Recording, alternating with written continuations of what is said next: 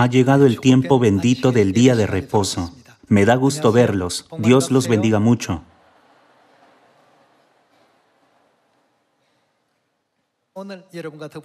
Hoy tomémonos un tiempo para estudiar juntos la palabra de Dios con el sermón titulado ¿Quién soy?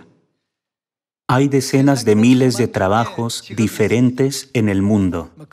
Entre ellos hay académicos, empresarios, profesores, médicos, abogados, etc.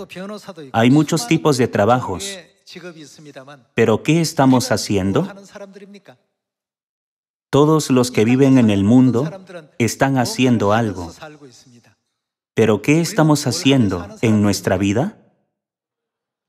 Hoy necesitamos la ayuda de Dios con respecto a este asunto a través de las palabras que nos da la Biblia. ¿Cómo qué tipo de persona Dios nos sella y nos reconoce?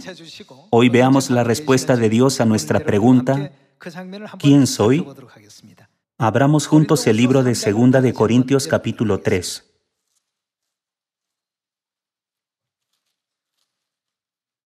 Veamos la enseñanza en 2 de Corintios capítulo 3, versículo 6. Está escrito, el cual asimismo nos hizo ministros competentes. ¿Ministros de qué somos? De un nuevo pacto. Podemos confirmar quiénes somos en el libro de 2 de Corintios capítulo 3. Este es el tipo de trabajo y la misión que Dios nos ha confiado. Mediante su obra de redención, Dios nos permitió nacer en la última época, la del Espíritu Santo, y nos llamó a todos ministros del nuevo pacto. Continuemos entendiendo este asunto a través de otra escena de la Biblia. Vamos al libro de 2 de Timoteo capítulo 4, versículo 5.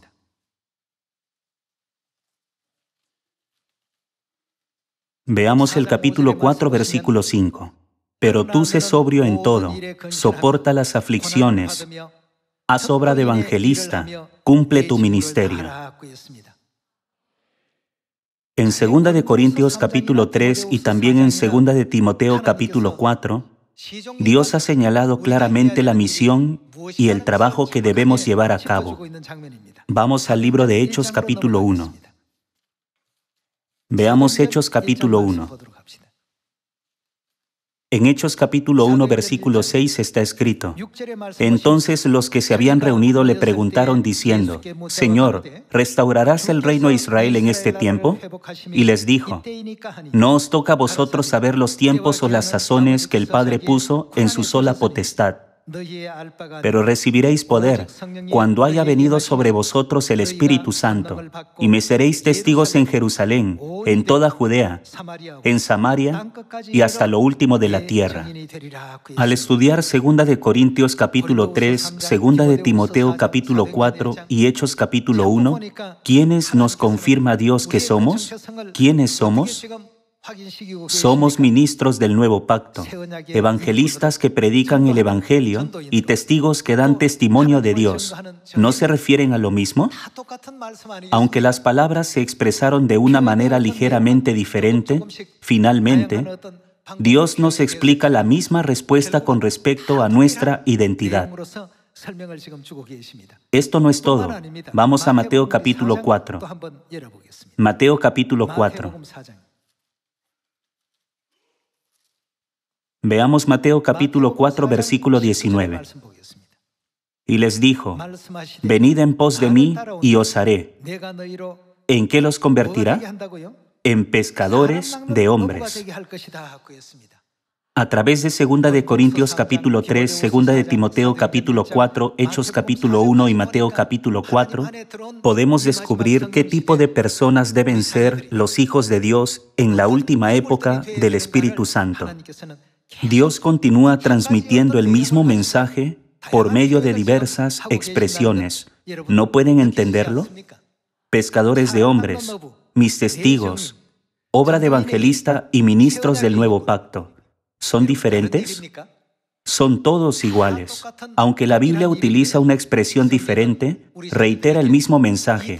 ¿Qué debemos hacer como hijos de Dios en esta tierra?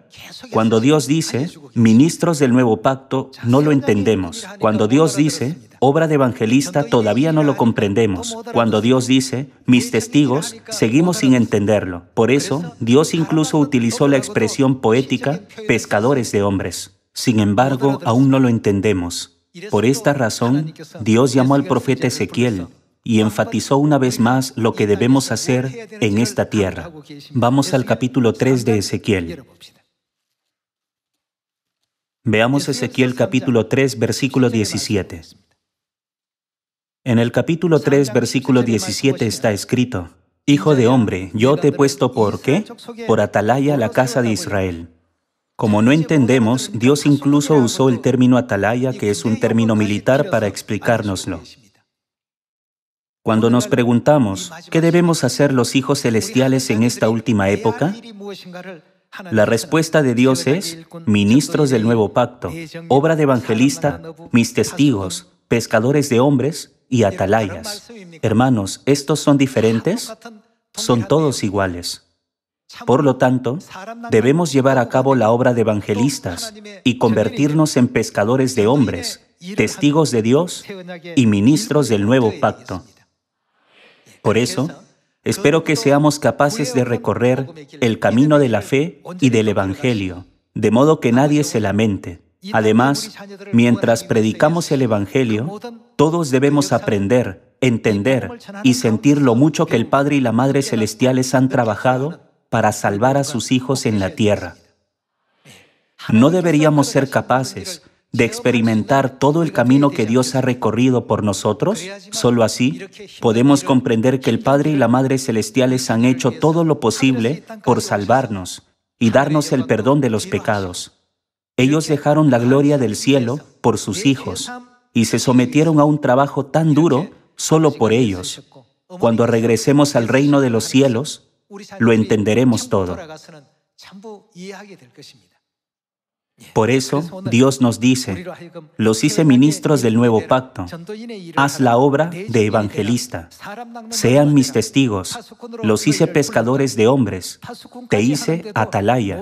Para aquellos que todavía no entienden, aun cuando se les llama atalayas, Dios usó una expresión más simple en 2 de Timoteo capítulo 4. Vamos a 2 de Timoteo capítulo 4. Veamos 2 de Timoteo capítulo 4 versículo 1. Veamos el capítulo 4 versículo 1. Te encarezco delante de Dios y del Señor Jesucristo, que juzgará a los vivos y a los muertos en su manifestación y en su reino. ¿Qué debemos hacer? Que prediques la palabra, que instes a tiempo y fuera de tiempo. Entre las enseñanzas que Dios nos ha dado está el camino de la verdad que se llama predicar la palabra. Debemos entender que esto tiene un significado importante. Redarguye, reprende, exhorta con toda paciencia y doctrina, porque vendrá tiempo cuando no sufrirán la sana doctrina, sino que teniendo comezón de oír, se amontonarán maestros conforme a sus propias concupiscencias y apartarán de la verdad el oído, y se volverán a las fábulas. Versículo 5. Pero tú sé sobrio en todo, soporta las aflicciones. ¿Qué debemos hacer? Haz obra de evangelista, cumple tu ministerio.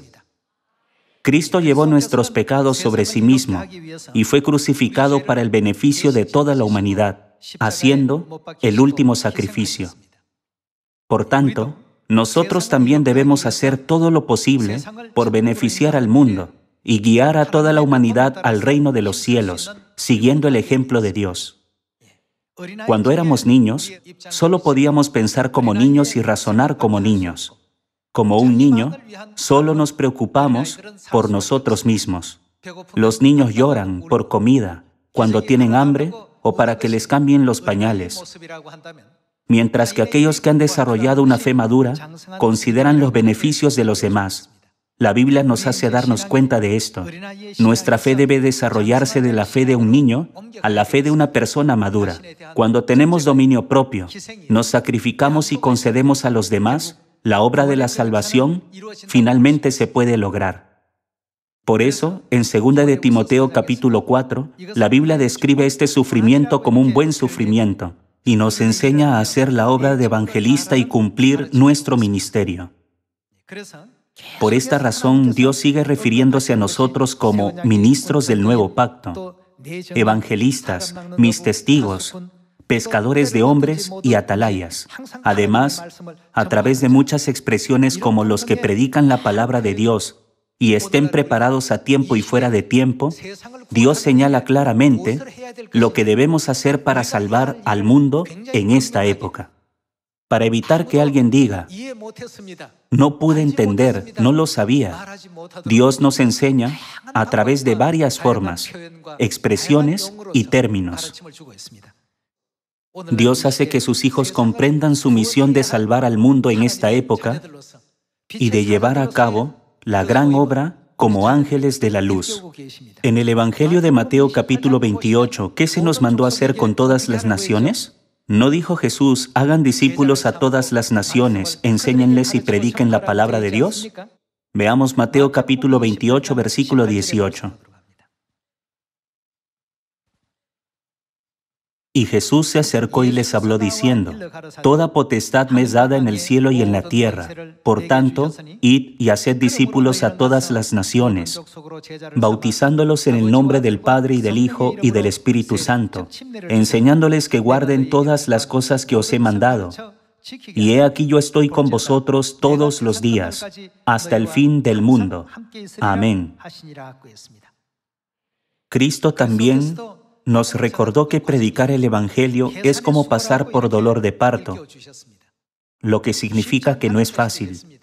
Dios sabe mejor que nadie que la obra de predicar el Evangelio no es simple ni fácil.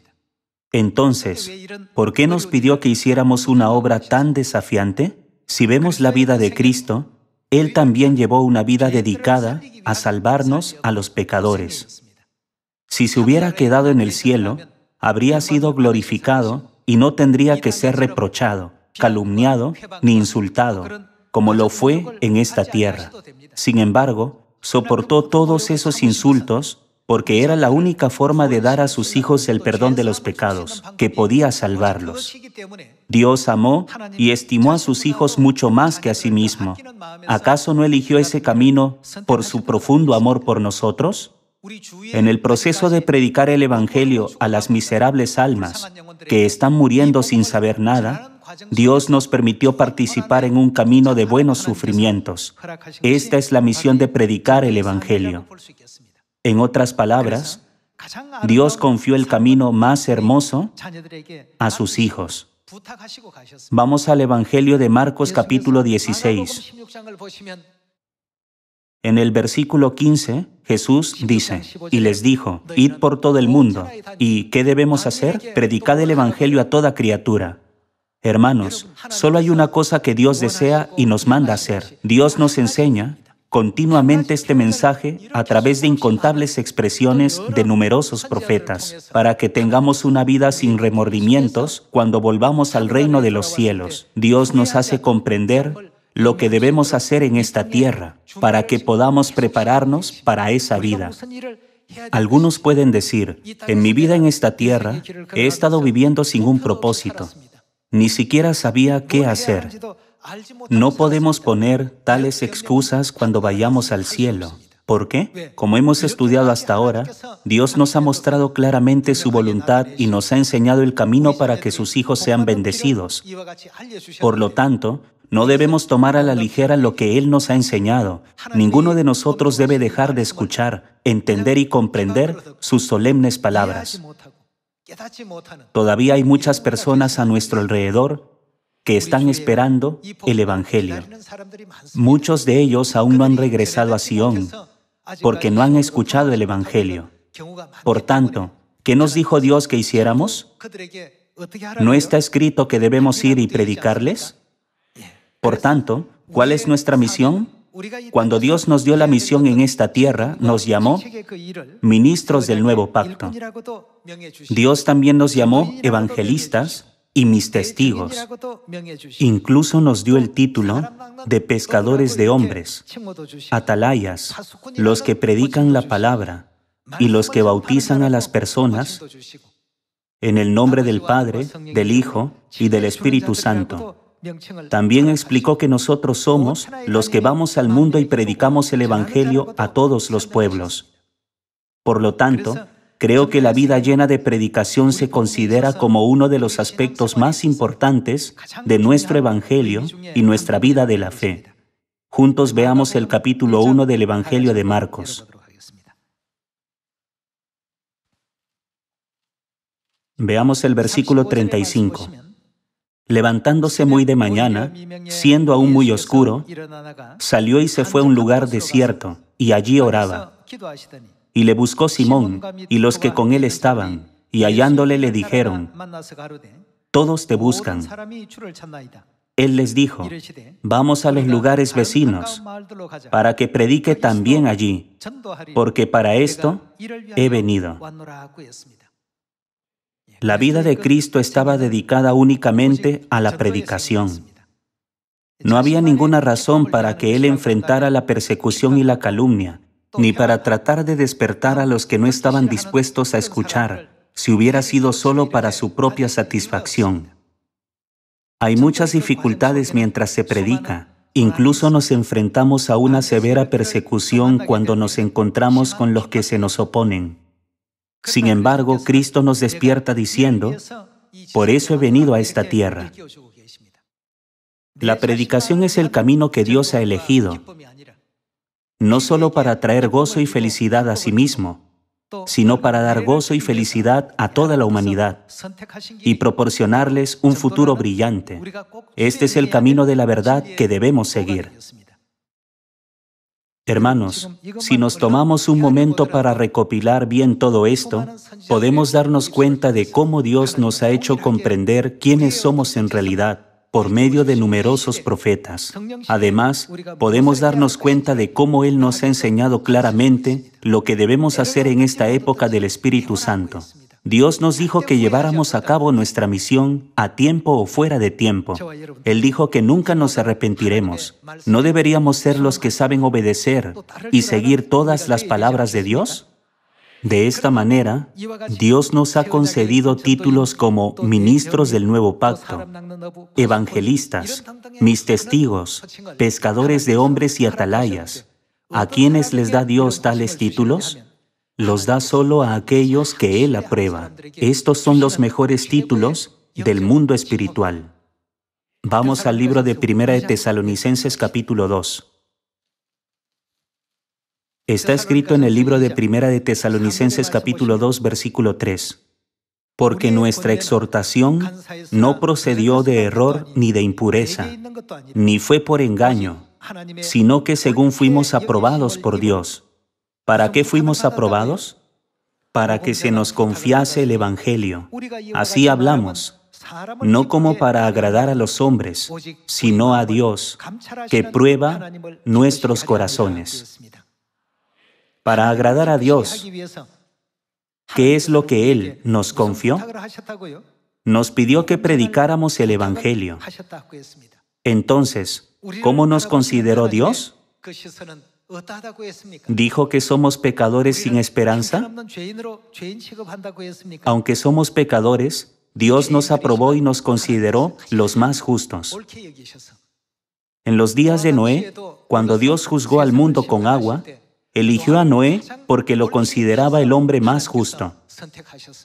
Por eso, antes de castigar a todos los malvados en ese tiempo, ¿no lo designó Dios como un mensajero y evangelista para entregarles su mensaje?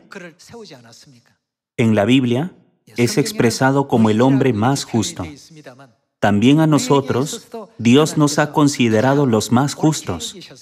Entre los 8,000 millones de personas, Dios nos concedió tales títulos de gloria que solo los más justos pueden recibir: ministros del nuevo pacto, evangelistas, testigos de Dios, pescadores de hombres, atalayas y los que predican la palabra de Dios. La Biblia dice que Dios nunca da tales títulos a quien no considera justo. Por eso, Dios confió el Evangelio a los que tenían estos títulos. Ellos son justos, confiables y fieles.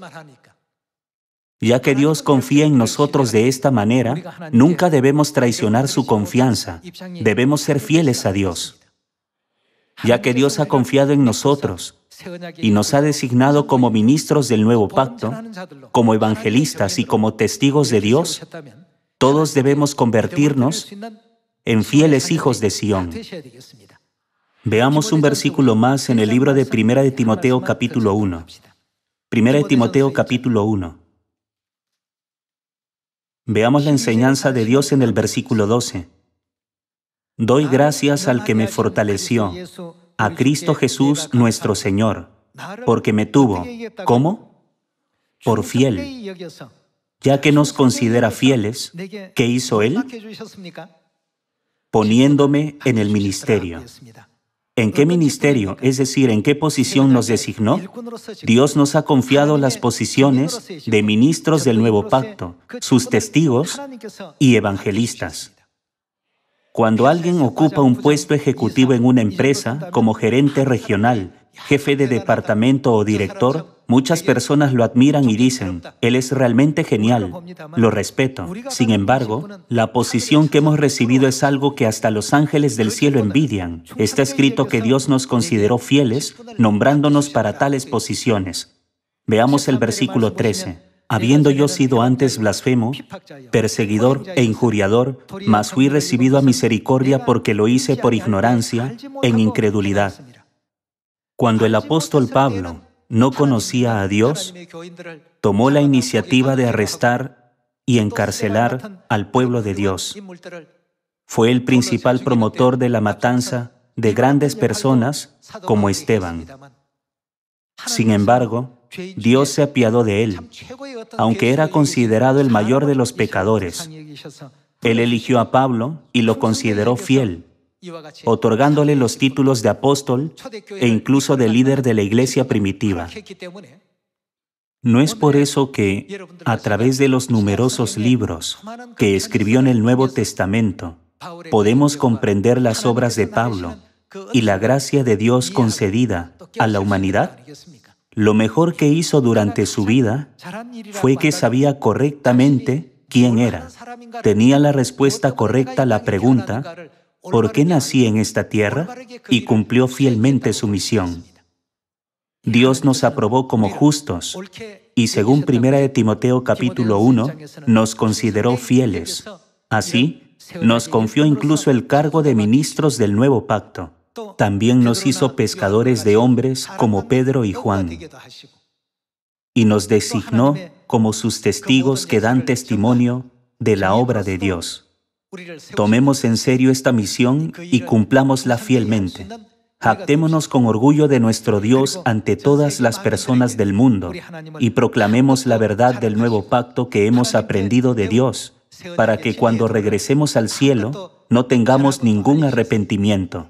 No debemos mirar en nuestro pasado y decir, oh, debí haber predicado un poco más, o debí haber sido más diligente.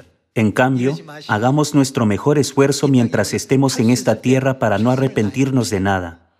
Cuando les preguntamos a los 8.000 millones de personas en el mundo, ¿por qué nacieron en esta tierra? Muchas personas ni siquiera conocen la razón por la que existen. Sin embargo, ¿no nos está revelando Dios las respuestas correctas de todos estos asuntos a través de la Biblia? Aquellos que saben de dónde venimos y hacia dónde vamos y viven con ese conocimiento, son los que viven la mejor y más satisfactoria vida.